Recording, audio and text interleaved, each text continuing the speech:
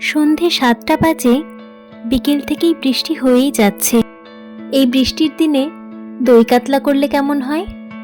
তবে কাতলা মাছ কিন্তু নেই। ফ্রিজে মেকং ক্যাটফিশ ছিল, সেটাকেই বরং দই কাতলা স্টাইলে ট্রাই করে দেখি। এই মাছটি জেনারেলি থাইল্যান্ড, ভিয়েতনাম, চায়না এই কান্ট্রিগুলো থেকেই আসে। ভীষণই টেস্টি হয় খেতে। প্রথমে দই আর বেসিক কিছু মশলা মিক্স করে, তারপর একটু কাজু, কিছুটা পোস্ত আর খুব সামান্য সর্ষে পেস্ট করে নিলাম। এবার একটা পেঁয়াজ আর হাফ টমেটো পেস্ট করে নিতে হবে। এটা হতে থাকুক, ততক্ষণ একটু ফ্রেঞ্চ ফ্রাই করে নেই। বৃষ্টির দিন, সাথে মাছ ভাত আর আলু ভাজা, দারুণ কম্বিনেশন কিন্তু। এরকম দিনে বাড়ির চেনা খাবারগুলোর স্বাদ কি যে ভালো লাগে। যাই হোক, সব রেডি। আপনাদের তো হয়তো ডিনার কমপ্লিট। এখন আমরাও ডিনারটা সেরে নেই। টাটা।